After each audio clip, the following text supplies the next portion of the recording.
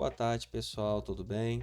Meu nome é professor Carjan, professor de Gestão de Bacias Hidrográficas do Instituto Federal Fluminense, Campus Guarus. E hoje nós vamos trabalhar no contexto de bacias hidrográficas com modelagem dos processos erosivos pela equação universal de perda de solos. A versão que nós vamos trabalhar é adaptada de Bertone e Lombardi Neto. A equação universal de perda de solos, de uma forma geral, ela é muito importante, né? Por quê? Porque aqui, como definição, né, ela é uma equação relativamente simples e que há muito vem sendo estudada, utilizada e requer um número razoável, baixo de informações e eficiente para determinar a perda de solos, escoamento laminar em um determinado tipo de declividade. Tá? A fórmula da equação ela considera esses 5 fatores. R representa a erosividade da chuva, K representa a erodibilidade do solo, LS é em conjunto, que seria o quê? Uma relação entre L referente ao comprimento de rampa e S seria o steepness, seria como se fosse o fator de rugosidade do relevo. O CP também, eles costumam vir juntos, aqui nessa equação eles estão separados, mas C seria referente à cobertura e P a práticas conservacionistas, ou que tipo de prática conservacionista, tá? De um modo geral, a equação de perda de solos, ela vai nos ajudar a ter uma percepção, ainda mais no contexto do ambiente de geoprocessamento, como nós vamos avaliar quais fatores ali espacialmente relacionados podem ter uma relação mais forte ou menos forte com o processo erosivo. Para a aula de hoje, então, nós vamos iniciar a nossa modelagem. Tá? O banco de dados já foi o banco de dados trabalhado por vocês durante a disciplina. Então, criando o projeto, vocês sempre criam um projeto, né? A gente já falou várias vezes, mas não custa falar. Inicia já salvando, né, no local de confiança de vocês, onde vocês vão ter organização, sempre respeitando aquelas regrinhas que a gente fala. Não pode ter caractere especial no nome do arquivo, isso inclui espaçamento. Os caminhos também não podem ser caminhos muito extensos e as pastas onde eles vão ficar armazenados também não podem ter caractere especial. Então aqui no caso eu criei uma pasta que já é o processamento, bacias, esse aqui é o projeto aula. Aqui está todo o banco de dados que vocês vão utilizar, né, para a aula, que é o BC área, e mais algumas outras informações que vocês vão estar visualizando ao longo da execução dessa prática. Então eu vou salvar meu arquivo, no caso, erosão. Opa, eu escrevi um caractere especial. Erosal bacias. Só para a gente ter uma referência, porque à medida que vocês vão fazendo, executando as etapas, é sempre importante estar salvando. O QGIS ele é um pouco infeliz, ele não tem salvamento automático, então dependendo do andamento que vocês estão no projeto, vocês podem perder toda a informação, especialmente quando são aquelas informações intermediárias do processamento, onde os arquivos ficam armazenados na memória e que vai ficar aqui uma informaçãozinha que a gente vai estar falando, tá? Então, feito isso, existem várias formas de importar os dados. Nós temos aqui a barra de gerenciador de camadas com os atalhos. Nós podemos aqui vir por camadas e gerenciamento de fonte de dados, que também nós vamos dar acesso a tanto os dados vetoriais, dados matriciais, dados do tipo malha, dados de campo de texto delimitado, nuvem de pontos para quem trabalha com dados LiDAR. GeoPackage tem um espaço próprio, porque o GeoPackage ele engloba, ele aceita diversos formatos, tá? E mais um monte de outras formas de você estar obtendo os bancos de dados, como a gente falou das camadas WFS, WCS, WMS, que são geosserviços disponíveis. Também nós temos outros serviços de banco de dados, enfim, etc, etc. Para esse projeto, eu vou orientar vocês, eu acho bem prático na pasta onde vocês salvaram o banco de dados, utilizar o navegador do QGIS. Eu até botei uma abinha. Se vocês não têm essa aba ativa, ou se quiser trabalhar da forma em que vocês já estão habituados, não tem problema. Tá? Basicamente, aqui em qualquer local, você pode clicar com o botão direito e aqui vocês vão procurar por navegador. Ó. Tem duas aqui, navegador e navegador 2. Né? No caso, a gente só precisa de um navegador, então eu só vou marcar a aba aqui, navegador, certo? E aqui ó, aparece para mim. Então eu vou lá no caminho onde eu salvei o banco de dados que eu disponibilizei para vocês no Classroom, e aqui vocês podem ver que está tanto dado do tipo vetorial quanto matricial. Então isso é uma mão na roda, porque às vezes vocês querem baixar tudo de uma vez.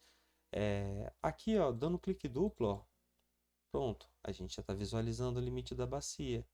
Mais um clique duplo, modelo digital de elevação da bacia.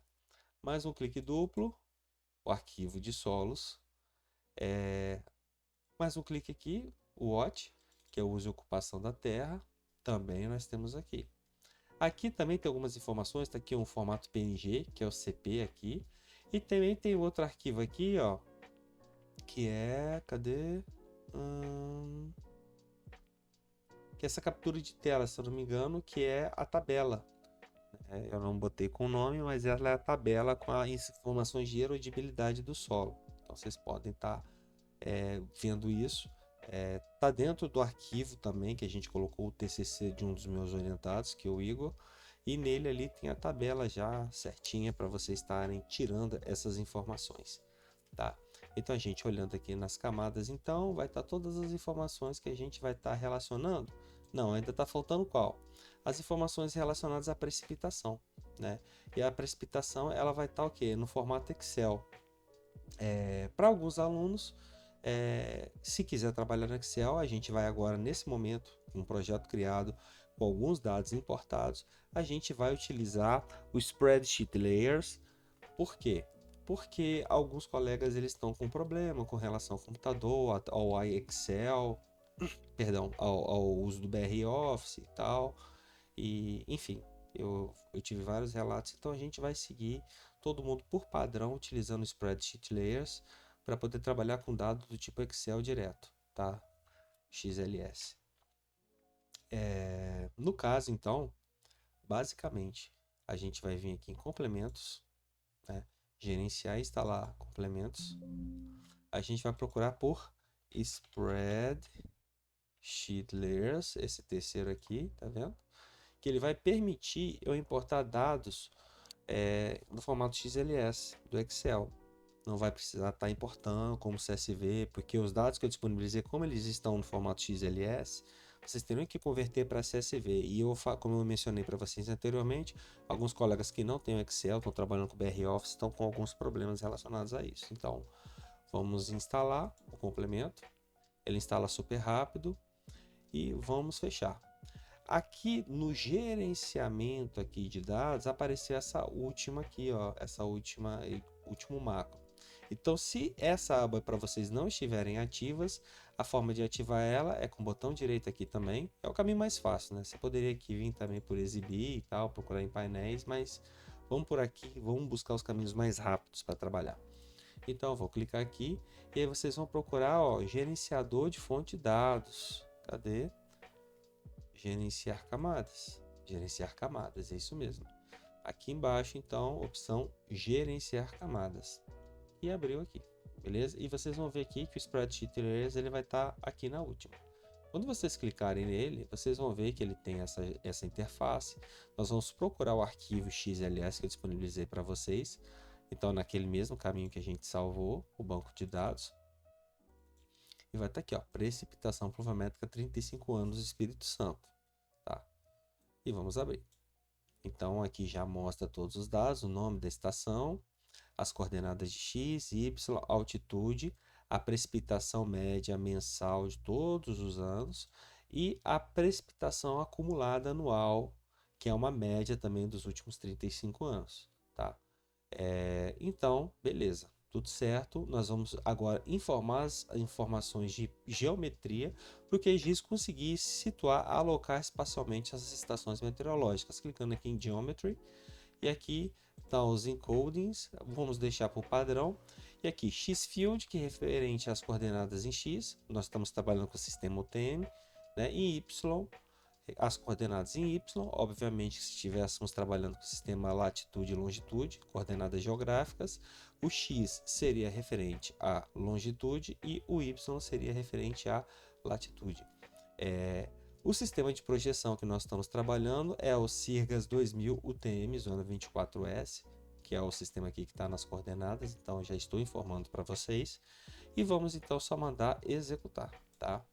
Então aqui nós temos as coordenadas, vocês podem ver que elas mais ou menos no espaço lembram a formato do Espírito Santo, com alguns pontos fora dos limites do estado. Se a gente colocar o limite da bacia, ele vai estar aqui, então mais ao sul. Mas você me passou muita informação, é porque nós vamos trabalhar com outra bacia no nosso projeto aí avaliativo. Então eu já vou aproveitar essa planilha para poder somente escolher uma outra área, uma outra porção de bacia para nós trabalharmos. Então é isso, inicialmente esse banco de dados. Só vamos acrescentar aqui algumas informações de consulta. O QGIS ele permite a gente importar tudo quanto é tipo de dado e no caso nós vamos importar um dado do tipo imagem, raster, porém não espacial. Né? Qual que é a finalidade? Não ter que ficar abrindo muitas janelas, a gente vai importar esse dado. Então lá no navegador temos aqui o CP Fator. Se eu clicar duas vezes, ele já carregou. Não está aqui por quê? Porque ele não tem informação espacial. Ele está em algum lugar no espaço, que eu não sei. E a captura de tela aqui que vai ser o fator de erodibilidade, né? Os valores de erodibilidade do solo também. Eu esqueci de colocar o nome, mas vocês já sabem o que se trata. Então cliquei duas vezes. Se eu for na aba de camadas, ela vai estar aqui. Essas corzinhas representam o RGB, então é isso. E aqui na frente, de fato, está falando, ó, não possui sistema de referência, que é isso mesmo, não tem. Então, se eu ativar essa camada, quando eu falo ativar, ela fica em azul. Se eu clicar aqui nessa lupa aqui com papelzinho cinza, né, aproximar a camada, então ele vai aparecer aqui com as informações de solo para poder fazer minha consulta. Se eu quiser voltar para minha área de trabalho, eu vou, por exemplo, no limite da bacia e utilizo essa informação e voltei para a área. Tá?